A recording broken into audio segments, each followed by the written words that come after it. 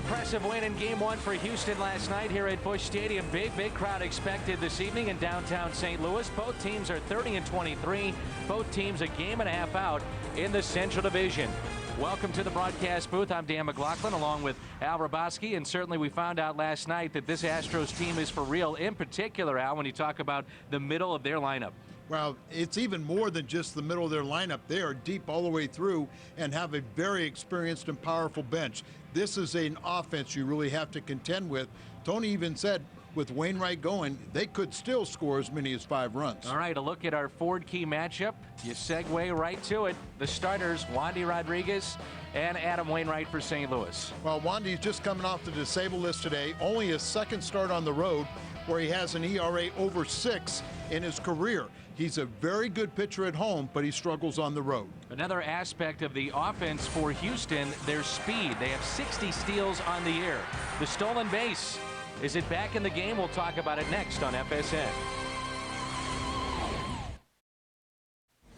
The stolen base, and one of the best teams at stealing bases this season, the Astros with 60, most in the major leagues. Everybody talks about Michael Bourne and his 23, but there are others like Miguel Tejada. When you talk about the Cardinals, they're at 20. Cesar Izturis, the shortstop, a threat to steal, as well as Skip Schumacher. Many times he's been the Cardinal leadoff man this year. Maybe the best, though, at shutting down the running game. The catcher, Yadier Molina, not just stolen bases, but also pickoffs. We saw another one in the first inning last night of J.R. Tolles at first base. And Al, when you think about the stolen base, is it a lost art now here in 2008 as far as steals in the game of baseball? Well, it still remains to be seen. A lot of managers took a lot of credit for stopping the running game. Also, I think in the home run era, a lot of managers did not want to run the risk of having someone thrown out when they could get 2 runs on the board by just one swing of the bat. So I think it remains to be seen, but I think right now there's a lot of clubs that have speed are going to start trying to utilize it more. And we talk so much about the middle of the lineup for Houston, but at the top of their lineup, it's Michael Bourne. 23 steals already this season. Hello, everyone. Welcome back inside our FSN Helitech studio at Busch Stadium. I'm Pat Paris. Baseball between the Cardinals and the Astros just moments away here on FSN Midwest. Right now, I'll look around baseball, though. We start down on the farm. Memphis, well, the Redbirds and the Iowa Cubs are doing battle this afternoon in Des Moines. The Redbirds winning at 6-1, beating former Cardinal Randy Kiesler. The Redbirds improved to 28-26, good enough for first place in the PCL North Division. Mitchell Boggs carrying a shutout into the 9th inning. He does allow a run, but still goes the distance, improving to 5-1 on the year. Colby Rasmus on base 3 times. His average now up to 197. Joe Mather also reaching base 3 times. He's now hitting .312 on the season. National League scoreboard, and you see the Phillies and Rockies tied at 1. Cincinnati has a 6-1 lead thanks to a David Ross homer, 6 runs in that first inning for the Reds. New York has a 2-1 lead in the bottom of the 4th. Elsewhere on the NL scoreboard, it's the Dodgers and Cubs tonight. It'll be Zambrano against Derek Lowe, and Jeff Suppan and Jojo Reyes as the Braves and Brewers meet. And in San Francisco later tonight, a ball game between the Giants and D-backs should be in Arizona, and the Padres and Nats playing as well. Immediately after the game, it's U.S. Cellular Cardinals Live. We'll take you inside the Cardinal clubhouse. Tony La Russa's comments, Rick Horton's breakdown segment, plus we'll discuss how the Cardinals hit when swinging at the first pitch. Dan and Al back with the call of tonight's game on FSN Midwest. Enjoy, and we'll see you afterwards on the post-game edition of U.S. Cellular Cardinals Live. 2 teams that are tied in the Central Division, just a game and a half back of the Chicago Cubs. It's Houston and St. Louis tonight as the fans file in to Busch Stadium. This homestand got off to a rough start as Carlos Lee and Houston pounded the Cardinals in Game 1.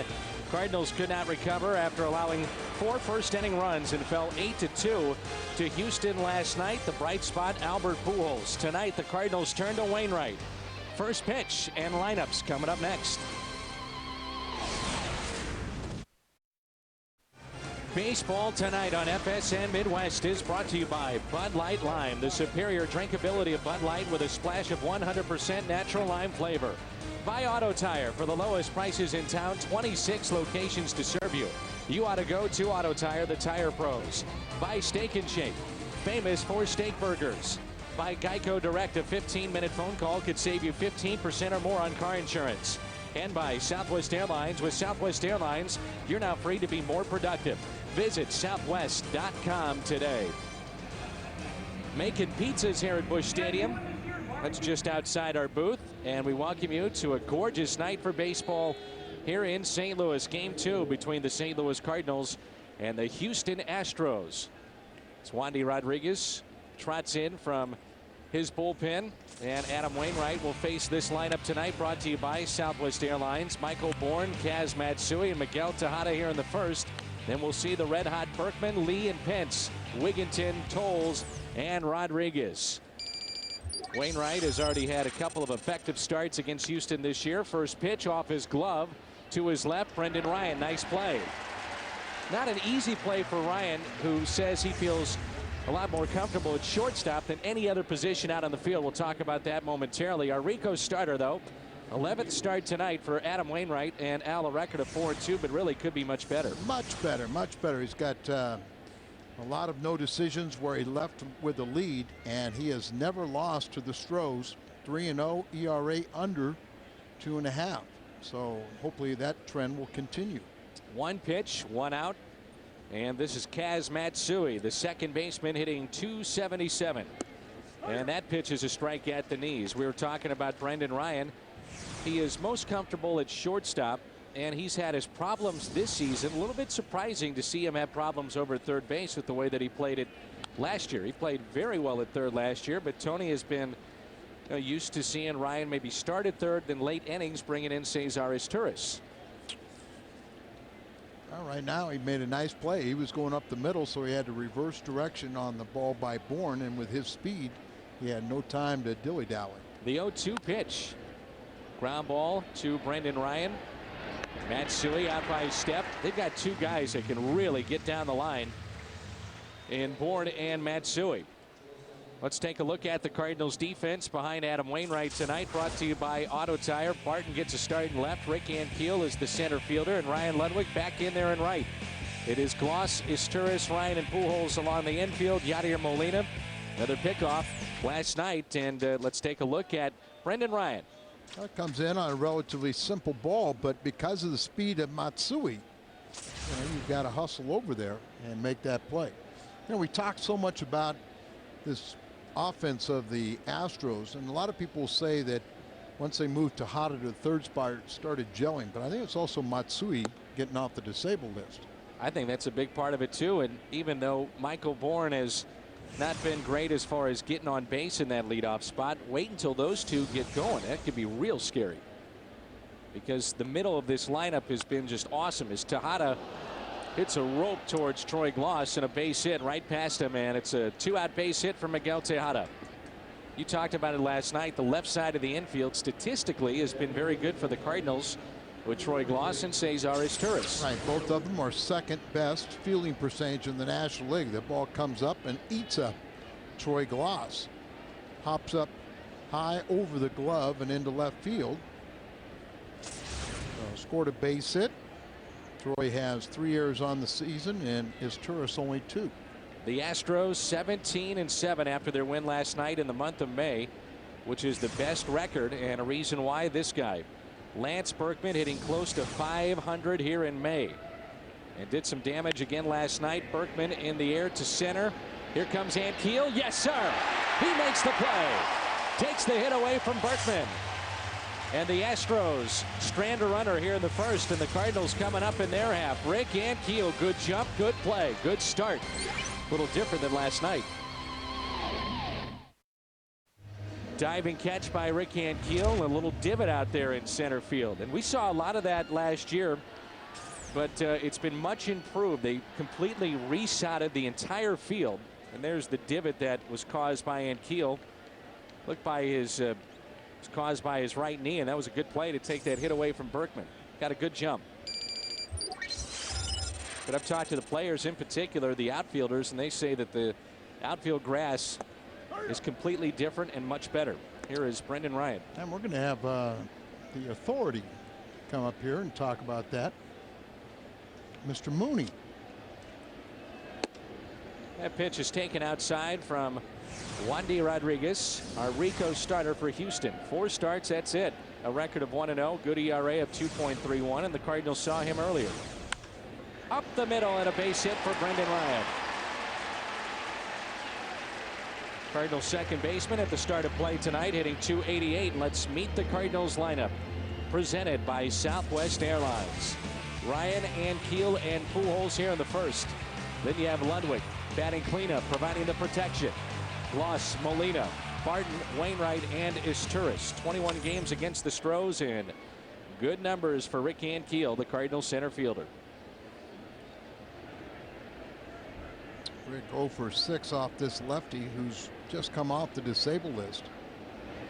Ankiel slowly hit towards second. Matsui, shovel pass and threw it away. Ankiel on his way to second base. Ryan will stop at third, and the Cardinals catch a break here in the first inning.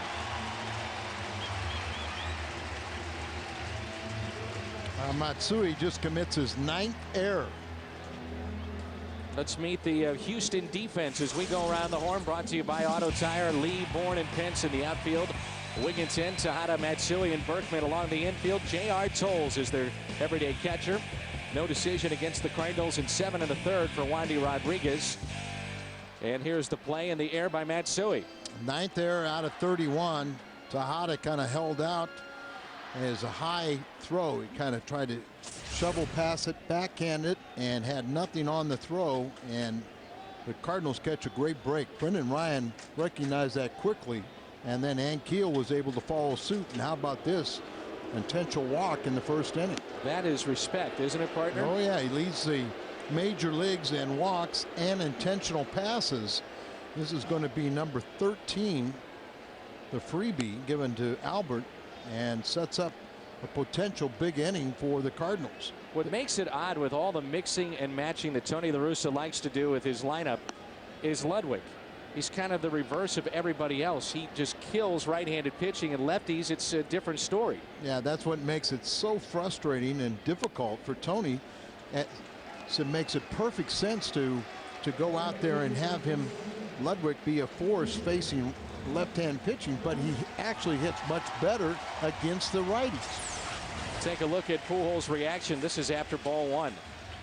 He just looks back at the Houston bench as if to say, you got to be kidding me. First inning, you're doing this? Well, that's fine, as long as you do some damage behind it. Looks like Berkman trying to explain it to him, but you know, you're on first base. You don't have to explain anything. Your on-base percentage just went up. It's two factors. One, you have to say Cecil Cooper's going, okay, Wainwright's going to really, he's got his good stuff. He's going to shut us down, so we can ill afford to have a big inning. I think folks were surprised last night not to see Ludwig's name in the lineup, but he's in there tonight and batting fourth. And I don't know how you keep this guy out of the lineup when you look at his numbers so far this season. 13 home runs, one better than Pujols. He's got 4 more RBIs than Pujols, and he's hitting .333. What more does he have to do to play every day? The 1-0 pitch. I guess a lot more. But Tony knows a lot more than we do, and he knows about guys possibly being overexposed, and that could be the case. Plays in a factor here with Ludwig, as he has 38 RBIs. You see 4 better than Pujols. And that is a factor. And it's also trying to give not equal playing time, but a lot of playing time. They know Ludwig's going to get the abundance of it. And so it was perfect time with a righty last night to give him a shot. I know that you intentionally walk some guys, and it makes a lot of sense, but here we are, first inning, and he only has 4 starts coming into this one this year, and then coming off the DL as well. Yeah, he missed 6 starts with a groin injury. And that's ball 4, and Ludwig draws the walk, and it's 1-0 Cardinals. His 39th RBI. He also is Wandy Rodriguez has had a ERA this year over 7, and in his career over 6 on the road. He's a different pitcher when he's at home. See Berkman trying to calm him down. His ERA, Alan, here's what you're talking about. 7.20 on the road. No record, .98 at home, so completely different.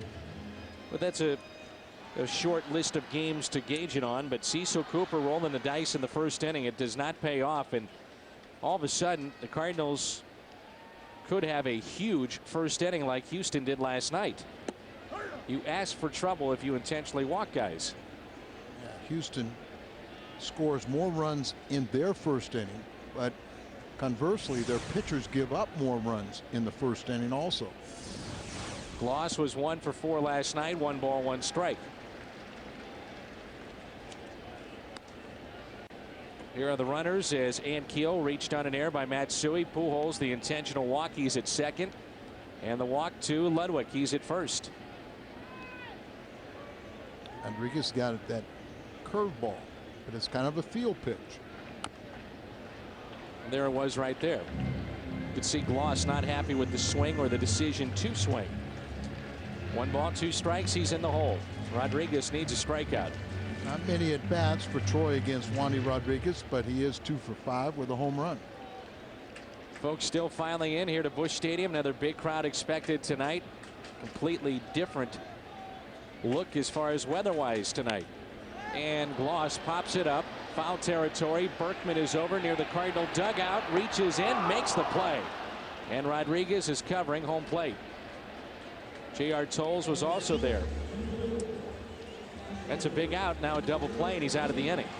Big out is right. And this is a double play candidate in Yadier Molina. Good play here from number 17.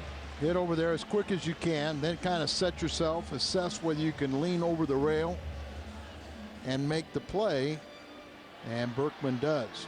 Yadi also 0 for his last 12, so Houston feels like they can get out of this with just 1 run scored. That would be a real break for them. That's Big Puma. That's not Lance Berkman over there. That's Big Puma. Well, they kind of like to call him Fat Elvis too. As Molina hits it foul and out of play. They do. But remember, Berkman, depending on the year and depending the kind of talent and lineup that they had, he has played center field, he's played right field, he's played a little bit of left, and of course now he's a fixture over at first base. But you do that at this level, the major league level, you're a pretty good athlete. 0-1 pitch to Molina. 0-2.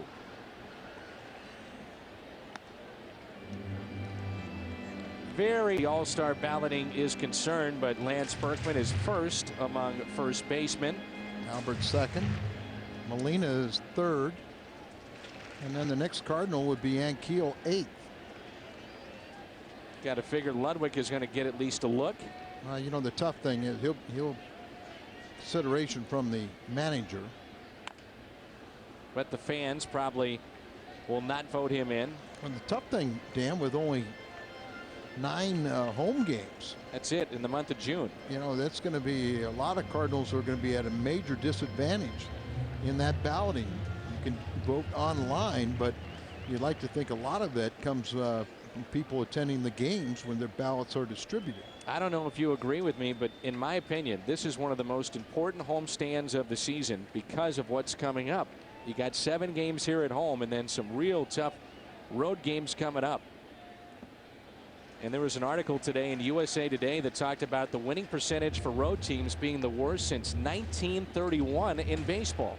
Yeah. Here in 2008. I agree with you also, because, you know, you look at the first 2 games of June are on this homestand too. So really it's only 7 for the entire month after we go on the road this weekend. 1-2 is slowly hit left side. Only play to go to first, and an RBI for Yadier Molina to make it 2-0 Cardinals. Hit it just slow enough, and Ankiel scores the second run of the night. Let's go pitch by pitch, brought to you by Chevrolet. Well, starting him out on the fastballs, and you know, just painting down and away, trying to get him out there, then try to come in there a little bit. Then there's a breaking ball. So once he got 2 strikes, there's kind of the hanger, and just hit it off the end of the bat and very effectively placed. And to talk a little bit more about that schedule, as we'll have a quick visit here with Rodriguez on the mound at 2 outs and Barton at the plate. The Cardinals interleague play on the road at the end of June is not easy. You go to Boston, then there's the off day between Boston and Detroit for Tony La Russa. 3 with the Tigers. Who knows what you're going to see with Detroit at that point in time, because they have been just up and down all season long. And then at Kansas City to wrap up that long road trip. But that's not easy one bit. No, not at all. And remember, Boston, obviously an exceptional club, playing great baseball at home. Then Detroit, as you noted, they can give you all you want. And Kansas City, who really struggling right now, but that's somewhat thought of as their World Series when the Cardinals come into town, and they can play you very competitively. We saw last year they've got good young talent, and the ball scoots away. A run will score. Tolles couldn't find it. Pujols makes it 3-0 St. Louis. Scores on the wild pitch after he was intentionally walked here in this first inning. Well, Dan, last night the Cardinals played a very uncompetitive game, and there's the breaking ball, and it gets by the young catcher, and you almost wonder if this is just going to be the opposite for Houston here tonight. They had a visit already here in the first inning, and again I think you point back to the intentional walk in a move that did not pay off for Cecil Cooper, as the first three men in this lineup for the Cardinals have scored: Ryan, Ankiel, and Pujols. The 1-0 pitch up and away, 2 balls, no strikes. And last night for Brian Barton, he was busy and left. He was part of a double switch, and he picked up his first ever major league home run. Yeah, there was a pinch hit in the 5th, and then he stayed in the game. And yes, they did reclaim that baseball for Brian's mantle. They must have heard you talking about it, Al. Yeah, I mean, what the heck's going on? You were fired up when one of St. Louis's finest threw it into the stands. And I noticed he's not on that assignment today. You've got some power then. I got some power. I got Lieutenant Bobby. He took care of that one for me. And that's ball 4 to Barton. So 3 walks here in this first inning. And an error also hurt Rodriguez. That was the error by Matsui. First and third for Wainwright, who did not look comfortable in the box on Friday night against the Dodgers, but he pitched an outstanding game in Chavez Ravine. Well, surprising that his batting average is below 200, but he is being pitched much more carefully this year than in the past. He's proven he can hit. As you noted too, Al, you talked about how Tony was saying, hey, they may score 4, 5, 6 runs against Wainwright, so here in the first, pile on if you can, because their lineup can strike at any time. And Tony and I were talking too that not only is that lineup so balanced and getting deeper and deeper, but when you look at their bench now, because Matsui and Wigington are healthy, now you got Blum, you've got Loretta, you've got Erstedt, really bona fide players.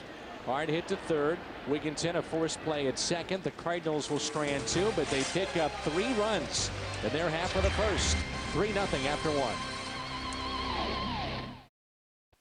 The best damn sports show period is the greatest nightly sports show on television. Lakers big man Paul Gasol checks in, plus Hope Solo, U.S. soccer goalie. Gary Payton, Jay Glazer. Best damn sports show period tonight at 11 on FSN Midwest. The one thing that stood out about the start on Friday, Al, was kind of a recommitment to the curveball for Wainwright. His curveball was back to where we normally see it every 5th day. Dan, I've seen very, very few pitchers that have a consistent curveball and slider. You either have one or the other, or you end up getting in between slots and we have that what we call a slurve. But when you have the dominant curveball he has, you don't need much more than that. You got your fastball, you can spot your 2 and 4. He's got his changeup is doing some terrific stuff for him too. There's Carlos Lee, and the first pitch is popped up. Molina, foul territory. 1 pitch and 1 out to start the second. Love how he's aggressive here tonight too, going right at the hitters. But if you've got his kind of stuff, why not? Yeah, and I think the Houston's going up there saying that his goal is going to try and get ahead. So you're seeing them go after a lot of first pitch. But 8 pitches total for 4 outs. He's faced 5 batters, and he's thrown 7 of the 8 have been in the strike zone.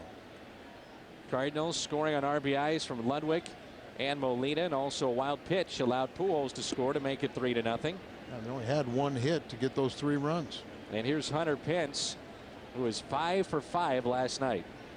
All of a sudden you look at his average, he's above 300. He's at 311, 7 home runs, 31 RBIs.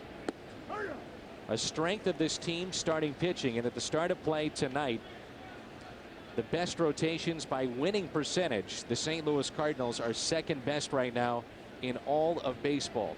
Credit to Dave Duncan with some of the projects that he's had. Everybody talks about Wellemeyer. We should tell you that Joel Pinheiro has been put on the disabled list. Put on the disabled list, and Jimenez has been recalled for the second time this year, pitching very well at Memphis. The 2-1 pitch. Low and inside, 3-1 with Ty Wigginton on deck. And it's a groin strain for Pinheiro, and they can backdate him. So he really has, it's been a week, and it'll be 1 week on the disabled list. 3-2. Hunter Pence has got those wild swings, and you watch him in batting practice. He yanks the ball down the left field line. He's got a little power. 2 RBIs and a double last night with those 5 hits. And they set up outside. Can they get him there?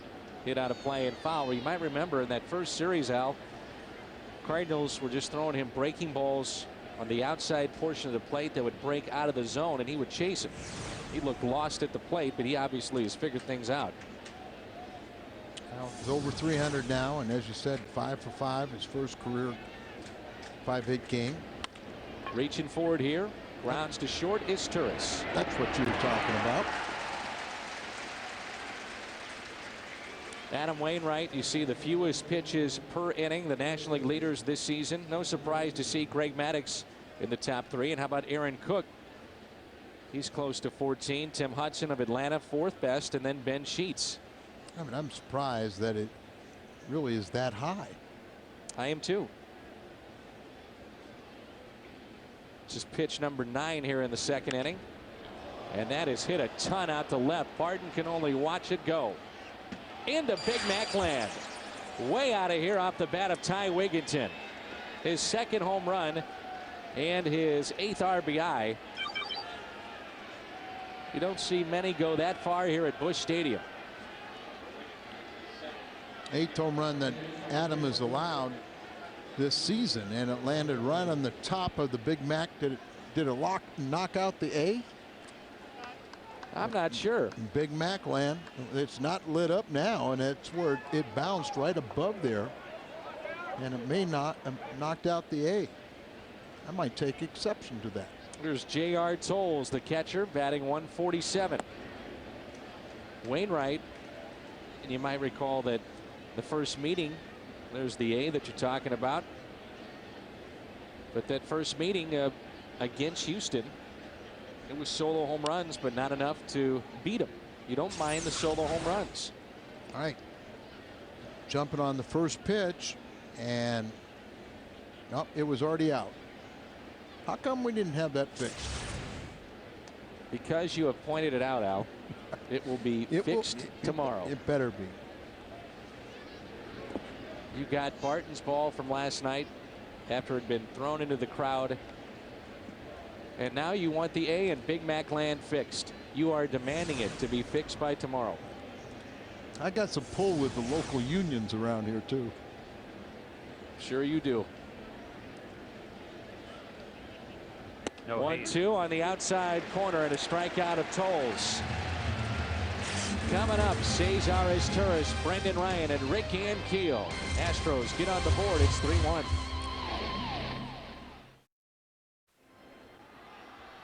Back at Busch Stadium, Cardinals leading 3-1. Dan and Al, I have a question for you guys, specifically for Al, with the Mad Hungarian flexing his muscles tonight, getting the guard 86 last night, getting the A replaced. Al, is my job safe, or are you going to call for it again tonight? Oh no, you're safe. You're very safe. You do not have anything to worry about for at least 24 hours. All right, that's 1 night of sleep. Thanks, guys. All right, Jim. Great stuff as always. Yeah. 1 ball, 1 strike on Cesar Turris. Gee. Now Jim was up here in the booth prior to the game, and he was cracking us up with all his clean jokes. Those were jokes? Oh yeah, I was laughing. He makes me laugh. Oh. We love Jim. He was cleaning up things. The 2-1 is hit to first, and Berkman is there. Make sure and visit Bush Bash in the Ford Plaza. Prior to each Friday home game, Bush Bash features prizes, live music, and a Cardinals player. This Friday, May 30th, will feature Chris Perez from 6 until 6:30. For tickets, call 345-9000 or head to stlcardinals.com. Hey, we got to wish a very, very, very special birthday. Number 90 for this young lady, Eunice Anderson. Great Cardinal fan, never misses a broadcast. Eunice, happy birthday. Here is Brendan Ryan, who singled up the middle his first time up. Singled and scored, the Cardinals' second baseman. That ball was hit a long way by Ty Wigginton, and you could see some of the players during the break were pointing to where it landed. Try to show exactly where it landed from Ty Wigginton's bat. And I think you're right, Al. It was right off the top of the A and then bounced into Big Mac land. We've seen Pujols hit a few that have gone further, but they've been a little bit to the left of Big Mac land. 2 or 3 rows up from that spot. Very first time when Joe had that great call. 47,332 Big Macs, please. You bet. The 2-1 pitch to Brendan Ryan. Popped up. Pence on the move, foul territory, makes the catch for out number 2. So Brendan is 1 for 2. It brings in Ricky Ankiel. And Rodriguez really beat himself with the 3 walks in the first inning and a wild pitch. And he's usually pitched very effectively against the Cardinals. Wonder if, go ahead, Al. Won 9 games the last 3, at least 9 games the last 3 years for the Astros. They're counting on him. Wonder if there'll be a push for Ricky Ankiel. He is obviously of interest nationally for the All-Star game. Right now he is 8th among the National League outfielders in All-Star balloting, and that's a look at the Chili's pitch count. 36 already for Rodriguez. Chased a ball, and that's strike 2 with 2 outs and nobody on. 3-1 Cardinals here in their half of the second.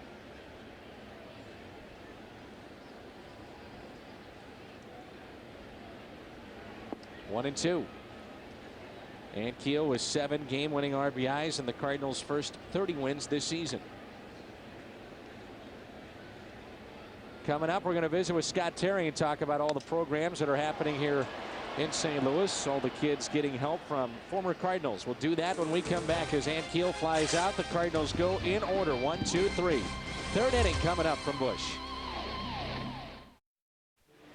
Friday night, get a look around the major leagues. It's the baseball report covering every team all season long with highlights, interviews, and analysis you won't get anywhere else. It's the baseball report Friday at 5:30 right here on FSN Midwest. Scott Terry's been kind enough to join us here in the broadcast booth, and the Cardinals have their alumni kids clinics just about set to kick off. This is always a fun time of the summer for you guys, isn't it? Absolutely. It's our 4th year. We've got 14 of them at 7 different locations around the area, and we're starting to get those scheduled with our alumni.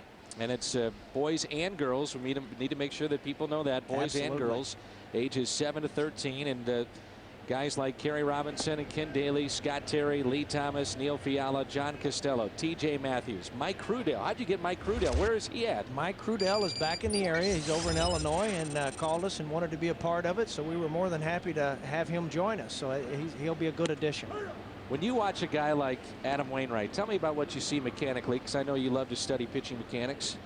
Well, what I see is a guy that's really got some good length and size to him and can pitch at a downhill angle. And because of the length of his motion, he can create some velocity, and that causes a lot of problems. He's got an outstanding speed differential between his pitches with his fastball, his curveball, and his change. And that just makes him very effective. 3 balls, 1 strike on Wandy Rodriguez. Cardinals lead it 3-1 here in the third. Scott Terry with us, who played in St. Louis 5 years from 1987 to 1992. Your first year in the big leagues, 1986 with Cincinnati. 87, though, was a fun year here in St. Louis, wasn't it? Absolutely. I got to be a part of that pennant drive in September. That's when I came over and took that right setup side, trying to get to Todd Worrell. And, of course, Ken Daly was on the left side. But to be able to pitch along that time was outstanding. How shocked are you to see this team, the St. Louis Cardinals, playing so well at the beginning of this year when not many people expected them to be this good? There's a look, by the way, at Kenny Reitz. Yeah, Kenny Reitz, the Zamboni there. He's helping them out with their fielding. Of course, he's a good guy to instruct. But I'm actually not surprised. The only thing that surprises me is that people weren't giving them much credit. And I think what they did is they kind of ticked some guys off by writing them off so early and saying that they couldn't compete and they weren't going to be able to play. And, you know, let's return some of the season ticket money and this and that. I mean, you know, you're really challenging some guys and you're almost insulting them. And when they got off to the hot start, it wasn't hard to maintain. Here is Michael Bourne, 1-0 pitch. Hit out of play and foul, 1 ball, 1 strike. Scott Terry with us. The Cardinals Alumni Kids Clinics, and we just saw that shot of Kenny Reitz, the Zamboni. He was an outstanding, obviously, defensive player in his time, but teaching the fundamentals. So if a kid between age 7 or 13 decides to head, and let's watch Michael Bourne run here, because this guy can fly. Around first he goes, on his way to second. Ball scoots away, and he's going to trot into third base easily with a 1-out triple. But a youngster goes to one of these clinics. What are they going to find out? Well, they're going to find out the proper way to throw, proper way to catch ground balls, fly balls, the proper way to hit, and also the proper way to do base running. And those are the fundamentals that you have to be able to excel at this game. You have to develop your skills, not necessarily get results as a young kid, but develop those skills. It's how you play the game, your technique, and those type of things that have the most value, because those are the things that last. We get so many emails and questions about, you know, what age should I have my son pitch? What do you say to people that ask you that question? Because I'm sure you get asked it a ton. I don't mind them pitching at a young age, but just how much are you going to pitch them? You know, let's be real diligent with how much we use them and not overuse or abuse anybody, because that's where people get hurt, is when you get tired, you get fatigued, and you keep pushing and pressing, or when you go too far in a given year and you're doing too much too soon at young an age. That's when you create injuries. So it's okay to pitch at a young age, just don't pitch too much. I want you to take a look after this pitch. We got some video of a guy, and I want you to break down what he's doing, okay? Properly, not properly, whatever the case may be. This is Kaz Matsui. And here comes the 1-0 pitch to Matsui. Well, one of the things you can do is, if you have a good shortstop, that helps. Oh, that's Scott Terry, by the way. You know what? That guy right there gets a lot of stress on his shoulder. Watch him take that ball way back behind his back and then come up over the top and expose that shoulder as he comes through. I bet you he had 3 shoulder surgeries, and he had to retire at age 31 in the prime of his life, and it's really a shame because he got cheated. If he had been better fundamentally, we could have gotten more out of that guy. How about the guy at short? He was a pretty good player. It might have been in your best interest to get some ground balls towards the wizard. Oh, absolutely. You know, anything to my backhand side, I just pulled my glove back. You know, it said, don't mess something up here. But, you know, I closed off on the front side. You can see how that shoulder was out and exposed because my head was left and my arm was right. And I tell you what, it just took some wear and tear. But I enjoyed the 6 years I had. I had pretty good stuff. I just didn't stay healthy long enough. Here's a 1-2 pitch and a foul tip. This may be a crazy question. You're able to break down the video of yourself right now. How come you couldn't change it back then? And I mean that sincerely. I didn't know any different. I hadn't been educated. I got educated after I got hurt, when a doctor told me, here's what happened to your shoulder and here's how you were putting stress on it. And then I tried to create a motion through rehabbing that would alleviate that stress. But by that time, at age 30, muscle memory took over, and I wasn't able to make the adjustment I needed to at that level while I was trying to compete. But it has certainly helped me when it comes to teaching. Ground ball hit to Albert. Looks back the runner at third, and that's a big out. Tags Matsui, and Bourne kind of caught in no man's land on that play as to whether or not to move on contact and test Pujols or to stay put, and he decided the latter. Good play by Bourne, you think? Oh, absolutely, because he's a dead out at the home plate. And I tell you what sets up all those plays is Albert. He's very aggressive at first base. He's never been afraid to come in on anything and really shorten down the field. And again, let me give you some of the names that will be there. Tom Lawless, Kerry Robinson, Ken Daly, Lonnie Macklin, Kurt Ford, Rich Hacker, Stan Royer. And again, it's one-day baseball clinics at St. Louis area ball fields with the Cardinals alumni. And these clinics, you can find out more at 345-9891. or at stlcardinals.com. When do you get the clinics going? We get them going in the middle of June, and we'll go 8 weeks. 7 out of 8 weeks. We take the 4th of July off, like most people do here in America, which is a good thing to do. Yes, it is. But Tuesdays is ages 7 to 9, and then on Thursdays, the same week in the same location, is the older kids 10 to 13. So we can gear it more towards an age group. 1-0 pitch to Tejada is a strike. I'm going to let you brag about your son. He was playing college baseball freshman year this year. Played at the University of Tennessee at Martin as a freshman. He got 20 starts as a freshman, 80 at bats. He hit about 260. Got a grand slam when he was at Morehead State. Hit a home run his last game of the year, so he got a couple of home runs. And you know what? I was proud of him. He held his own. He did pretty well. And the kid that he ended up splitting time with at shortstop this year decided to transfer. So it looks like it's his job to lose next year. That sounds good as Pujols steps on the bag. And again, Scott Terry, can't thank you enough for stopping by. Looking forward to this, the Cardinals Alumni Kids Clinics. Find out more at stlcardinals.com. Bottom of the third rolls in here at Busch Stadium, and here's Albert Pujols. Pujols intentionally walked his first time up, and that pitch completely missed location, but a strike over the middle of the plate. Pujols, Ludwig, and Gloss. Al, I'm reading all these former players that will be part of the Cardinals Alumni Kids Clinics, and I do not see your name. Would you like to be a part of it? No. Too busy, Dan. Anything else? Well, okay, we'll move on. You have so much to offer to the youth of America, and I think you'd be perfect for one of those clinics. Hey, I was at Mark Twain Elementary School with my buddy Fredbird today. That's what I mean. That's what I'm doing. I'm doing those kind of things. Okay. We wanted to spread the wealth through the alumni. Here's a 1-2 pitch to Albert Pujols. 2-2. Their first one will be June 17th and 19th. That'll be in Fairview Heights, Illinois. And you can find out more at stlcardinals.com. Again, the number 345-9891. Okay, the 19th we have a day game. Anything else you'd like to know? How about the 17th? 17th, I'm coming back from Hungary. June 24th and the 26th. June 24th and 26th, we're in Detroit. Okay. That trip to Hungary better be a quick turnaround for you, Al. It's quick. Curved ball, and he walked him again. It's Schnucks time. This date in baseball history brought to you by Schnucks. Back in 2004, a pitcher's duel. May 28th between Carp and Roger Clemens, and the Cardinals beat the Astros 2-1. Now that is an outstanding pitcher's duel, as Jeff Kent would strike out. Bagwell would be the final out. Bagwell turned 40 yesterday. Is that Cody McKay behind the plate? It may have been, as Ludwig pops one foul. I went to Okinawa and Seoul, Korea in 54 hours one time. So the Hungary trip will be about that time. It'll be quick.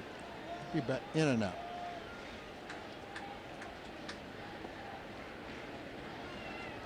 Ludwig since July 1st of last year. 29 doubles, 23 home runs, 76 RBIs. See where the numbers will be if he gets 400 to 500 at bats this season. Pujols, a little bigger lead at first this time. Here it comes to Ludwig.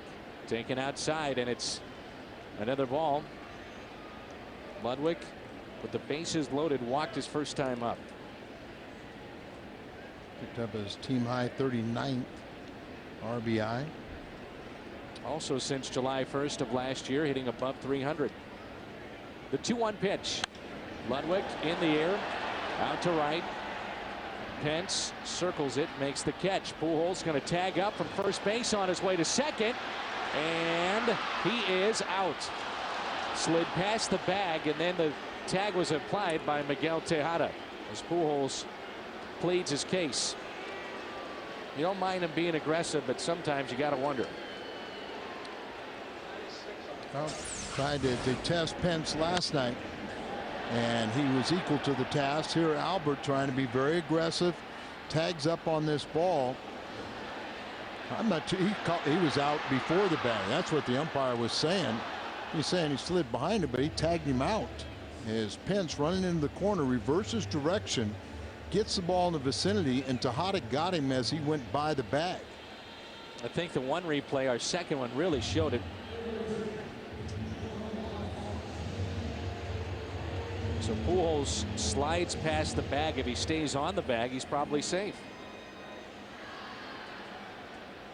Troy Gloss now with nobody on and 2 outs. 3-1 Cardinals.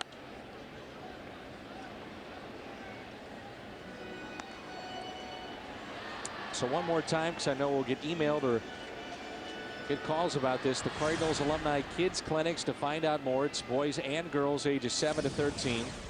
Number to call 345-9891. And you can always find out more on the Cardinals website at stlcardinals.com. Martin Coco, the Cardinals, have done a great job organizing the alumni group, and then Scott Terry and company have done a great job in those clinics. Scott recognized one of the best pitching coaches in the community. We had some video on him, and he said, well, if I would have known then what I know now, I wouldn't have gotten hurt. There's a check swing, and Berkman will take it. And Troy Gloss is 0 for 2. 3-1 after 3 here at Busch Stadium in St. Louis. 3-1 St. Louis here in the top of the 4th. Berkman, Lee, and Pence against Adam Wainwright as the Astros spoiled a great opportunity to cut the lead last inning. The triple by Michael Bourne. I know you weren't on the microphone, Al, but I'm not sure if you were watching, but Bourne was just flying around the bases. I did see that. Let's just say he's fairly quick as that one is yanked foul. And you know, the Astros were very patient with him. Beginning of the season, he was really struggling, still on base percentage way down from Michael Bourne, but starting to show signs of coming out of it. And once he does that for Cecil Cooper with what he's got in the middle of the order, look out. 0-2 the count on Berkman, the switch hitter. They go inside. It's way outside and high. 1 ball and 2 strikes. He's one of the guys that keeps this rivalry in check as far as classy, and 2 teams have great respect for each other. That's why it was a bit surprising to see the benches clear in back-to-back games last time here in St. Louis. A swing and a miss. Berkman strikes out. We remind you that this portion of Cardinals baseball on FSN Midwest is brought to you by your St. Louis area Kia retailers. Kia, the power to surprise. By Aflac. Aflac, ask about it at work. And by Bank of America, the official bank of the St. Louis Cardinals. That's not live, Al. That's time lapse of Busch Stadium from this afternoon. I thought they were all Michael Bourne impersonators. Moving quickly. There's Carlos Lee. Popped out on 1 pitch to Molina's first time up.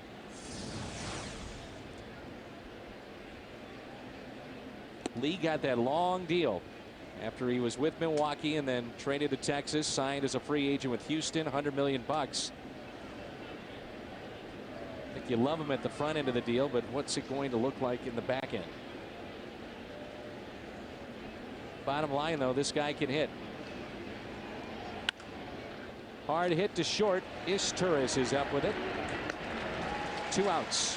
You notice it looks like Wainwright doing something a little different today.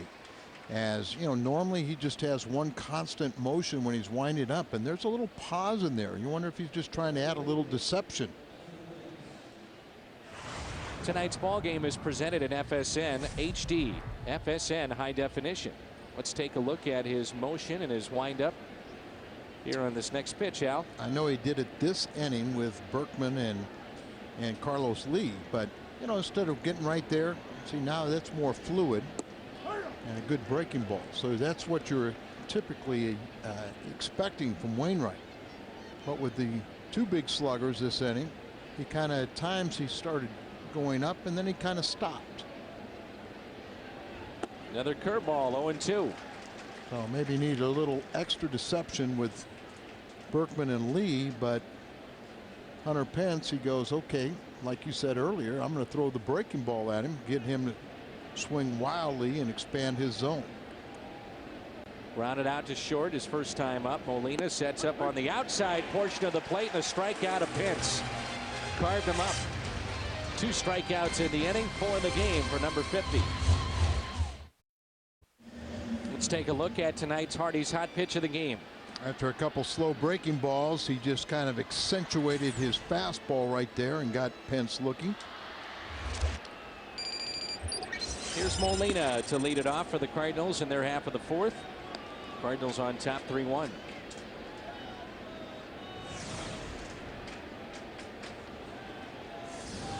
Molina, Barton, and Wainwright.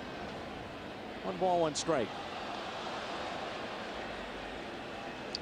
Remember Jose Oquendo last night? We showed a little replay when Gloss was there, but look at this time with this tourist. He was trying to make sure that ball got all the way in the air. Gloss short hopped and Oquendo was just kind of shaking his head, but Albert soft hands picked it up. Now he's really into this game. Now he's hitting. But he works so hard with the infielders on a daily basis and offering advice in any way possible. 1-2, a hanging breaking ball and a base hit for Yadier Molina. Molina needed that. Coming up after the game, stay with us. U.S. Cellular Cardinals Live, the postgame show completely dedicated to the Cardinals. Brent Stover and Jim Hayes will take you inside the Cardinals clubhouse. You'll hear from Tony La Russa. U.S. Cellular Cardinals Live after every game right here on FSN Midwest. And broke an 0 for 13 streak for Molina. That base hit. He did get an RBI and a ground out first time up. Here's Barton. He walked back in the first. Getting a start in left field as Tony's trying to keep that outfield sharp and that bench sharp as Ryan gets a start tonight at second base. Dan, we're going to see 3 lefties. We get into that the Pirate series. 3 out of the 4 are going to be left-handed starters. So that's why Ludwig, he felt, was going to get a lot of playing time, and we'll see how much Barton gets. Barton down the right field line, but foul.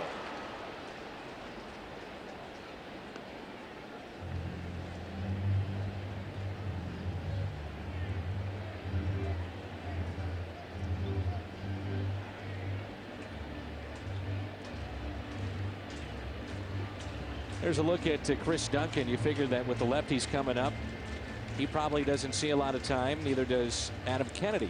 Well, and that is why, you know, Tony, you know, set Ludwig yesterday to give that playing time for Duncan, and the fact that also lefties hit 70 points higher against their starter.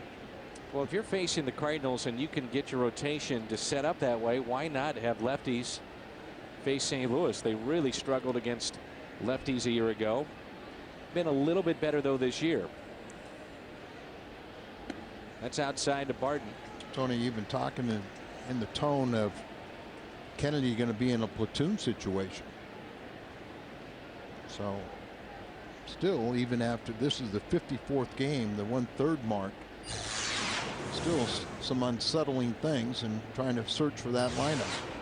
Cardinals are 9-10 against lefties this year. Barton with a base hit up the middle. Back-to-back singles. Now you can do some things here with Wainwright. Wainwright grounded out sharply to third his first time up. And breaking ball, and Barton takes it right back to the middle. You like to see that from young hitters. It's a pitch that's easy to kind of pull, but if you take it up the middle, you're going to have a much more sound approach. Bunt defense, and you can see these Astros are all over the place because they know Wainwright's ability to swing the bat. The one thing that kind of complicates this from the Cardinal strategy and helps the Houston strategy is the running speed of Molina, the lead runner at second base. It would take an exceptional bunt to get him over to third. Talked about that before, how it needs to be almost perfect, or you've got to have a huge secondary lead by Molina just to get the motor running and have a chance to get to third. Wainwright bunts it foul. And they're playing the defense where Tejada is going to keep Molina very close at second base, and then he will sprint ahead of him and try and get the throw at third base. That was the defense on the first bunt play. But we've seen many different times where Tony on every pitch will set up a different defense.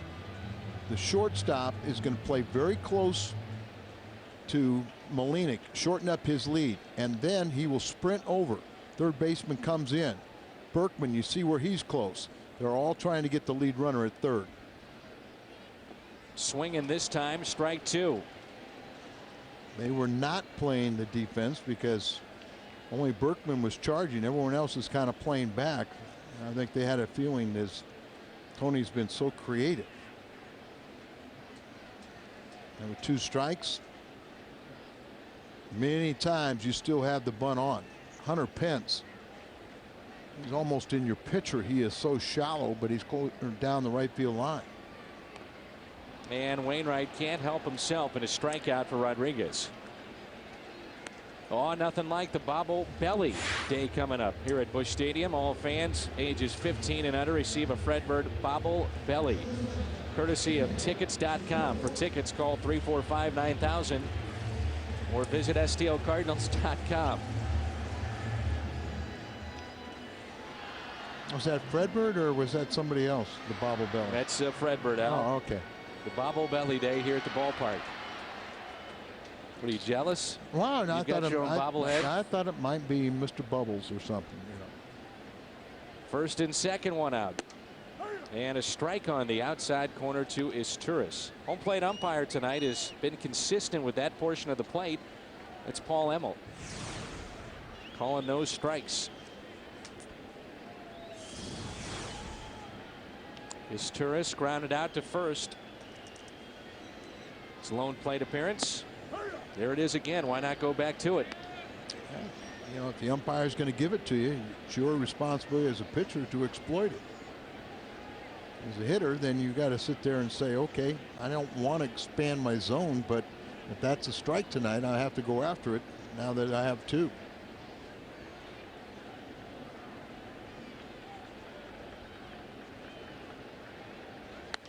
And he did it again. Well, and you see what Isturis did. He going, in his mind, that's not a strike, but after Paul Emmel called the first one a strike that was up there, you're forced to go and protect the plate.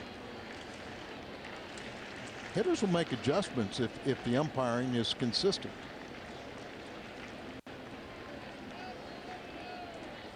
As a pitcher, you can sit there and say, well, I'll go a little further out, but he's going to come in. Come in to get him out of the way. 1-2 the count. Tickets remain for every game that's left on this homestand.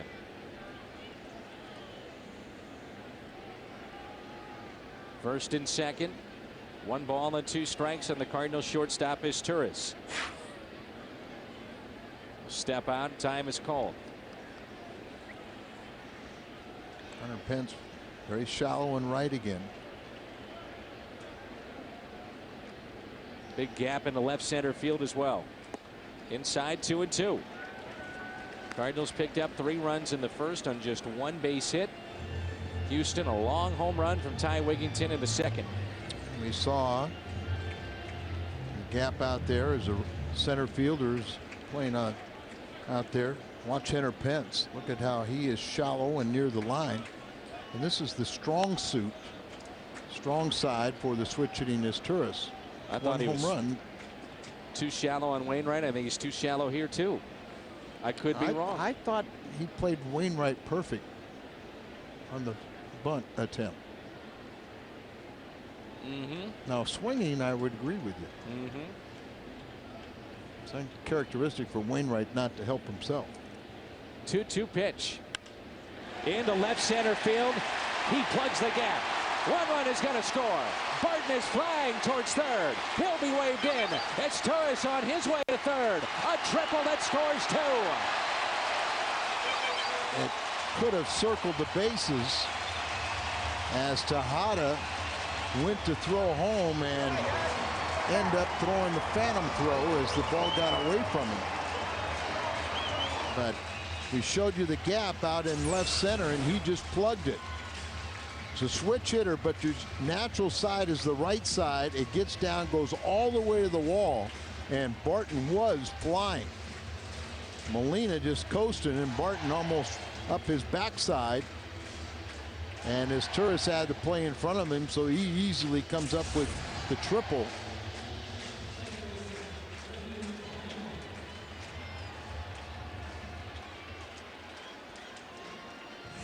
So here's Brendan Ryan. The Cardinals leading 5-1. Of course, the squeeze play is something you think about. And there's a foul ball.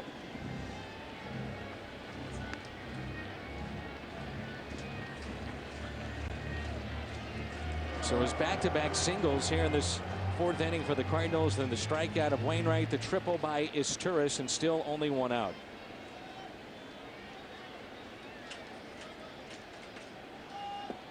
Ooh, and that almost got away from Tolles. 14th run scored by Barton this season. He's been on base twice. Got a righty warming up.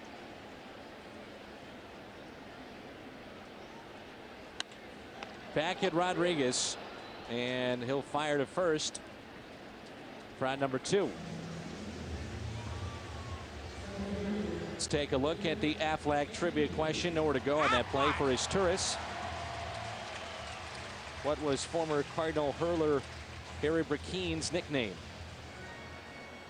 I'll give you a hint. Jim Hayes. There you go. The Cat. Al, even I knew that. I know you knew it. Even before the Jim Hayes nickname was given to him. Thought we had to get Jimmy's name on there one more time. We're going to talk about Joel Pinheiro. And the top of the 5th. And I know Jim has had some news with Pinheiro. We told you that Joel is on the DL.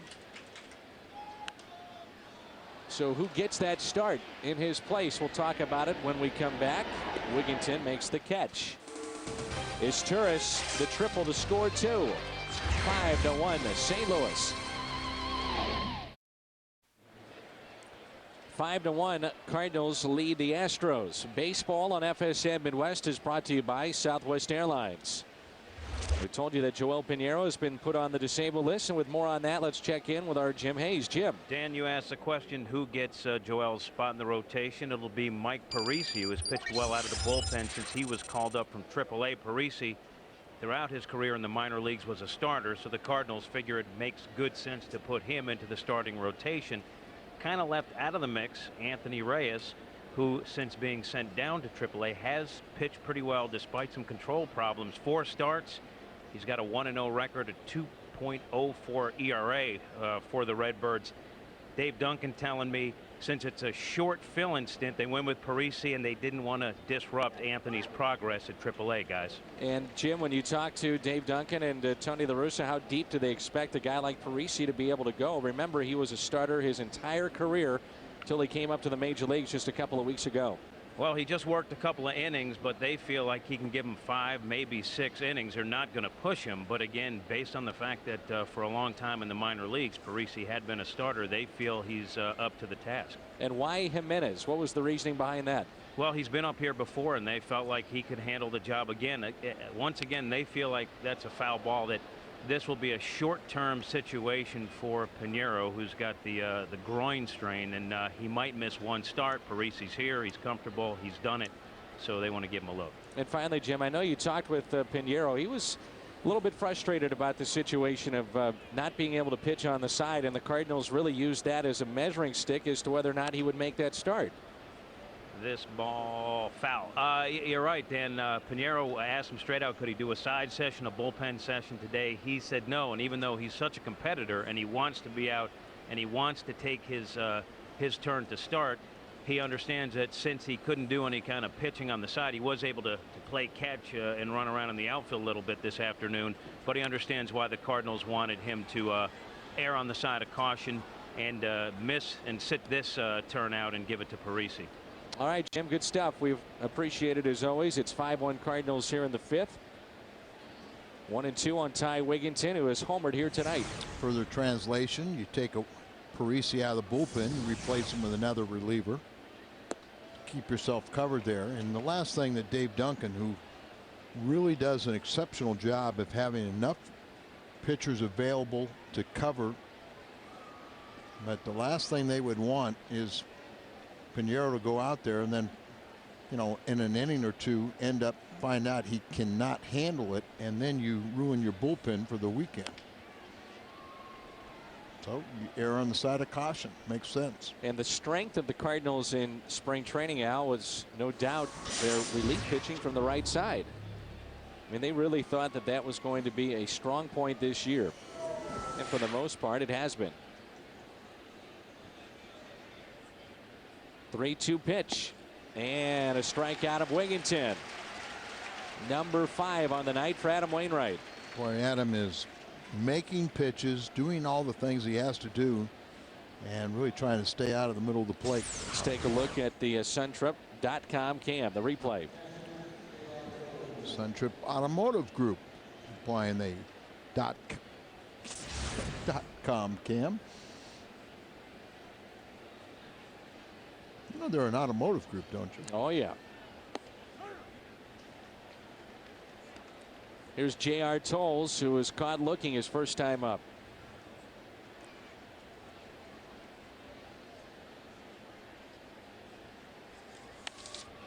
And this one is popped up. Fair territory and caught by Pujols.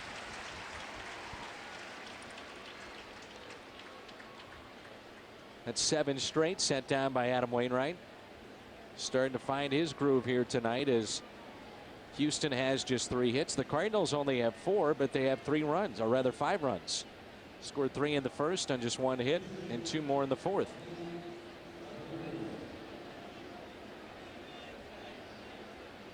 What do people do without cell phones and digital cameras?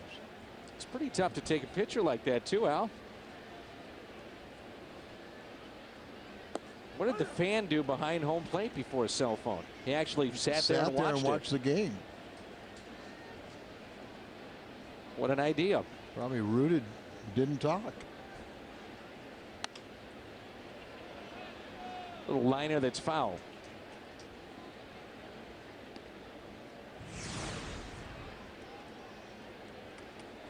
They had the bullpen active, that if there would have been a scoring opportunity here, that they would have pinch hit for Rodriguez. Focus. Push. The 0-2.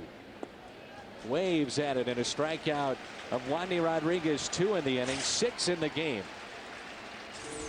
Midway through 5. How did it turn out? It's 5-1 St. Louis. Back in St. Louis in Busch Stadium.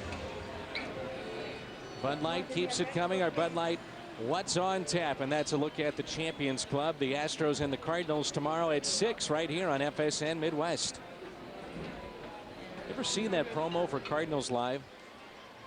And you and I normally don't have the chance to see the commercials, but Jim Hayes, I mean, he is just firing into that clubhouse, ready to break down the game with the players. A menacing look of Jim Hayes. I have seen that promo. You know what I'm talking about, right? I mean, I mean, he is ready to go. Scared me. I'm getting my soundbite tonight no matter what. Firestone. Leaderboard. And here it comes. 2-1 pitch to Albert Pujols. 3-1.